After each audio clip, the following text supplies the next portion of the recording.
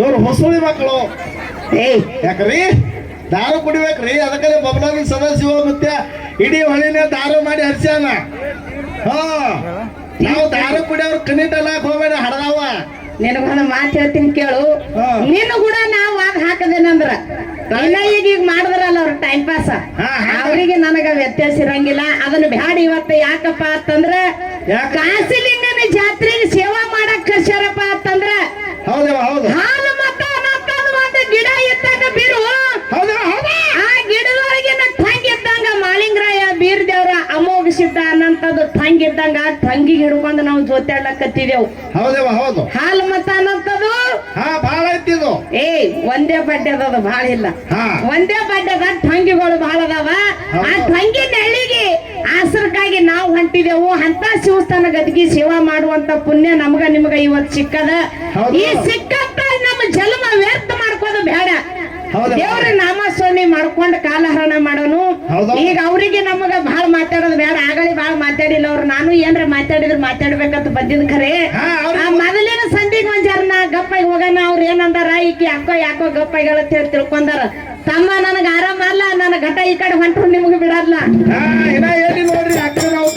ಆರಾಮ್ ಇಲ್ಲ ನೀನು ಅನ್ಕೊಂಡಿರ್ಬೇಕಾರೆ ಆರಾಮ್ ಇಲ್ಲ. ಖರೆ ಅದ ಖರೆ. ನಾವ್ ಅಕ್ಕಂದು ಇದು ಒಂದೇ ಅವತಾರ ನೋಡ್ರಿ, ಇನ್ನೊಂದು ದೊಡ್ಡ ಅವತಾರ ಅದು ನೋಡಿಲ್ಲ ನೀವು. ಅದು ನೋಡ್ಯಾರ ಮೊಬೈಲ್ದಾಗ. ಕಾಸಿಲಿಂಗ ಮುತ್ಯ ಅದು ಅಮೋಘಸಿದ್ದ ಮುತ್ಯನ ಆಶೀರ್ವಾದ ಇರತನ. ಇಲ್ಲಿ ಕೂತಿರುವಂತ ನನ್ನ ತಾಯಿ ತಂದೆ ಆಶೀರ್ವಾದ ಇರತನ. ನಾನು 10 ಮಣಿಗೆ 5 ಗಂಟೆ ತನಕ ಕಾರ್ಯಕ್ರಮ ಮಾಡಿಕೊಡುವಂತ ಶಕ್ತಿ ತಾಕತ್ತ ಅಮೋಘಸಿದ್ದ ಮಾಳಿಂಗರಾಯ ಕಾಸಿಲಿಂಗ ಕೊಟ್ಟು ಕಾಪಾಡ್ತಾನ. ಅದಕ್ಕೆ ಹೆಚ್ಚಿಗೆ ಮಾತಾಡಲಾರ್ದೆ ಪದದೊಳಗ ಯಾವ ಯೋಗಿನಾದ ಅಮೋಘ ಸಿದ್ದೇಶ್ವರ ಯಾರು ಮಾಡ್ದೇವ ತಾಯಿ ಪಾರ್ವತಿ ಯೋಗಿನಾದ ಅಮೋಘ ಸಿದ್ದೇಶ್ವರ ಕೂಡಿ ಕೂತಂತ ಸಂದರ್ಭದೊಳಗ ಏನೈತ್ರಿ, ತಾಯಿ ಪಾರ್ವತಿ ಯೋಗಿನಾದ ಅಮೋಘ ಸಿದ್ದೇಶ್ವರ ಒಂದು ಮಾತು ಕೇಳ್ತಾಳ ಮಾಡು. ಯಾರತ್ ಕೇಳಲ್ರಿ? ಏನ್ ಕೇಳ್ತಾಳಪ್ಪ ಅಂತಂದ್ರ, ಯೋಗಿನಾದ ಅಮೋಘ ಸಿದ್ದೇಶ್ವರ ನನಗ ನಿನ್ನ ತಂದೆ ಹೆಚ್ಚಿನವೋ ಅಥವಾ ತಾಯಿ ಹೆಚ್ಚಿನಕ್ಕೆ ಅಂತ ಹೇಳಿ ಯೋಗಿನಾದ ಅಮೋಘ ಸಿದ್ದೇಶ್ವರ ತಾಯಿ ಪಾರ್ವತಿ ಕೇಳ್ತಾಳ. ಅವಾಗ ಏನೈತ್ರಿ?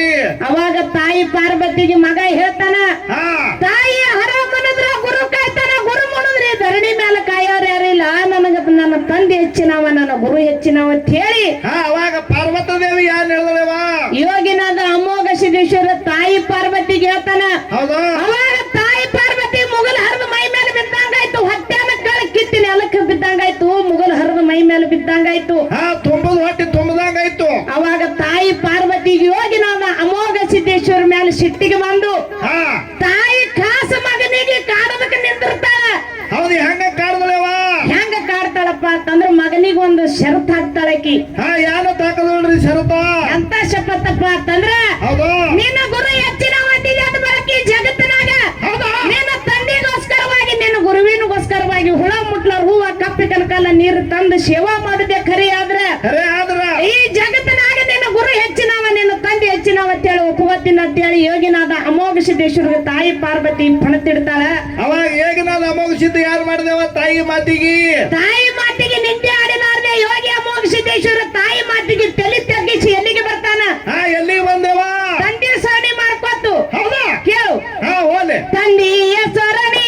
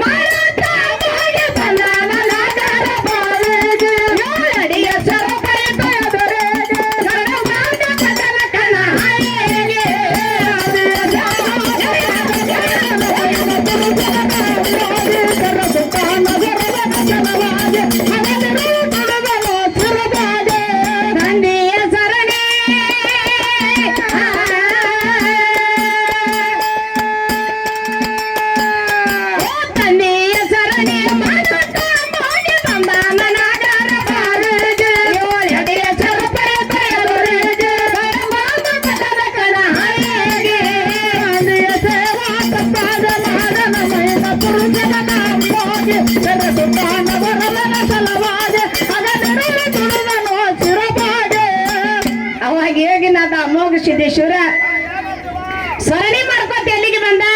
ಎಲ್ಲಿ ಬಂದವ ಯೋಗಿನಾದ ಅಮೋಘ ಸಿದ್ಧ? ನಾಗರ ಬಾವಿಗೆ ಬಂದ. ಹೌದು. ಆ ನಾಗರ ಬಾವಿ ಮೇಲೆ 7 ಅಡಿ ಹೆಡಿ ಶರ್ಪಿತ್ತು ಶರ್ಪಿಗೆ ಕಣ್ಣಿರಂಗಿಲ್ಲ. ಹೌದಿಲ್ಲ ಹೌದು. ಏನಿತ್ತು? ಹಾ ಏನು ಕೂಟ ಆಗಿತ್ತೇವ ಶರಪ. ಹಾವಿತ್ತು. ಹೌದು. ಹಾವಿಗೆ ಕಣ್ಣಿರಂಗಿಲ್ಲ. ಯೋಗಿನಾದ ಅಮೋಘ ಸಿದ್ದೇಶ್ವರ ಬಂದಾನ ಅಂತ ಹೇಳಿ ಹಾವಿಗೆ ಗೊತ್ತಿರಂಗಿಲ್ಲ. ಹೌದು. ಆ ನಾಗರ ಬಾವಿ ಮೇಲೆ 7 ಹೆಡಿ ಶರ್ಪಿತ್ತು. ಹೌದಾ? ಯೋಗಿನಾದ ಅಮೋಘ ಸಿದ್ದೇಶ್ವರ ತಂದಿ ಹೇಳಿದ ಪ್ರಕಾರ ಬಿಂದಿಗೆ ಹಿಡ್ಕೊಂಡು ಶೀತಾಳ ತರಬೇಕು ತಂದಿ ಸಲುವಾಗಿ ಅಂತ ಹೇಳಿ ಹಾ ಪೂಜೆಕ ಸೇವಕ್ ಮಾಡ್ಲಕಂತ ಹೇಳಿ ಹುಳ ಮುಟ್ಲಾರು ಕಪ್ಪಿ ಕನಕಾಲ ತರ್ಬೇಕಂತ ಹೇಳಿ ನಾಗರ ಬಾವಿಗೆ ಬಂದ. ಹೌದು. ನಾಗರ ಬಾವಿ ಮೇಲೆ 7 ಹೆಡಿ ಶರ್ಪಿತ್ತು. ಶರ್ಪಿಗೆ ಕಣ್ಣು ಹೋಗಿವು, ಕುಡ್ಡಾಗಿ ಕೂತಿತ್ತು. ಯೋಗಿನಾದ ಅಮೋಘ ಸಿದ್ದೇಶ್ವರ ಬಂದಾನ ಅಂತ ಹೇಳಿ ಶರ್ಪಿಗೆ ಗೊತ್ತಿರಲ್ಲ. ಹೌದು. ಬಾಯಿ ಮೇಲೆ ಇಳಿಯುವಂತ ದಾರಿ ಮೇಲೆ ಶರ್ಪ್ ಗೊತ್ತಿತ್ತು. ಅವಾಗ ಹೇಗೆ ನಾನು ಮುಗಿಸಿದ್ದು ಏನ್ ಮಾಡ್ದೇವ? ಮನುಷ್ಯನೊಳಗ ವಿಚಾರ ಮಾಡದ. ಹೌದು. ಹಾವು ಇದು ನನಗ ಕಂಡು ಹಿಡಿದಿಲ್ಲಪ್ಪ ಅಂತಂದ್ರ ಇದಕ್ಕೆ ಏನೋ ಕೊರತೆ ಅದ ಹೇಳಿ ಮನುಷ್ಯನೊಳಗೆ ತಿಳ್ಕೊಂಡು ಹೇಗಿನಾದ ಅಮೋಘ ಸಿದ್ಧ ಅದಕ್ಕೆ ಕರುಣಿಸಿ ಕಣ್ಣು ಕೊಟ್ಟ. ಸಾಕ್ಷಾತ್ ಯೋಗಿನಾದ ಅಮೋಘ ಸಿದ್ದೇಶ್ವರ ಬಂದನ ಅಂತ ಹೇಳಿ ಹಾವ ಯೋಗಿನಾದ ಅಮೋಘ ಸಿದ್ದೇಶ್ವರಿಗೆ ಶರಣಾಗಿ ಸೈಡ್ ಕೂತು ಅವಾಗ ಯೋಗಿನಾದ ಅಮೋಘ ಸಿದ್ದೇಶ್ವರ ಬಾಯಿ ಒಳಗಿಳಿದ. ಹಾ ಬಾಯಿ ಒಳಗಿಳುವುದು ತಂದಿರುವಂತ ಬಿಂದಿಗೆ ಕೈ ಒಳಗಿಡಿದು ಥರಿ ಹೊಡೆದ ನೀರ್ ತುಂಬಬೇಕತ್ತನ. ಹಾ ಅವಾಗ ಏನ್ ಮಾಡ್ತೇವ ಕಪ್ಪಿ? ಏನಾಗ್ತದ ಕೇಳು. ಹಾ ಹೋಲಿ ಬಿಂದಿ